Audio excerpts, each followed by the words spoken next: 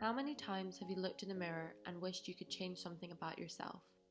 Wished it was smaller, wished you were thinner, wished it was flatter, or just wished it away completely? I used to spend every waking day and night I had crying over these things in the mirror. I couldn't walk past a mirror without pinching myself, prodding myself, seeing if it's as flat as it was this morning.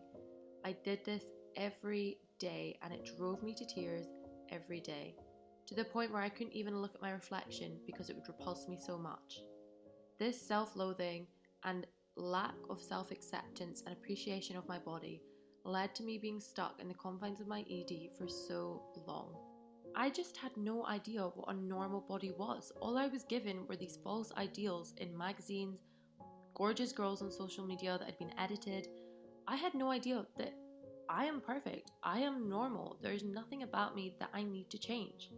It took me years to realize that fixing my self-loathing and working on my self-acceptance was the key that I needed to find freedom and learn to live my life fully again.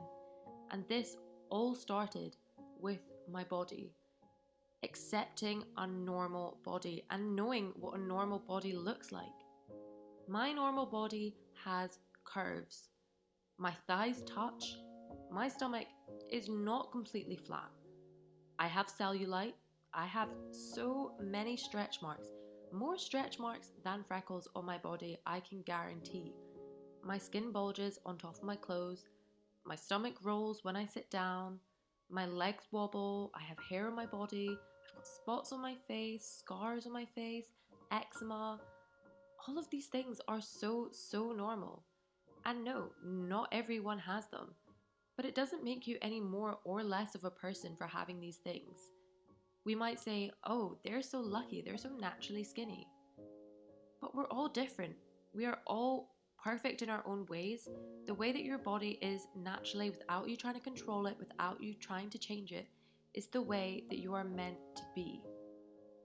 I got so bored of tearing myself apart in the mirror every time I walked past it, crying over the things that I now know are normal, and there are things that I can't change. I don't have, nor will I ever have, a supermodel body that you see in the front of magazines. But honestly, no one does. So stop comparing yourselves to these unattainable ideals. I've now learned to see my body as an amazing vessel that allows me to do everything I love. Lift weights, go on walks, dance with my friends, the list goes on. And once you learn to appreciate your body, all that negativity and pressure lifts.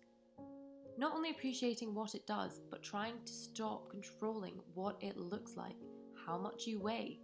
These things don't matter. You don't need to weigh your ketchup to the gram. You don't need to weigh your lettuce. You don't need to eat rice cakes instead of bread. I guarantee you that if you can reach a point where you eat the food you actually want to eat, and you don't tear yourself apart for eating it, you don't constantly try to eat the least to be the smallest, your life will be so much more fulfilled. Let your body be the consequence of the way you live your life. Don't let your body determine the way you live your life. For so long, I wanted to be the smallest. It was ingrained into me, and I felt the smaller I was, the better I was. I was so wrong. I wish I could tell my younger self that I was absolutely enough as I was.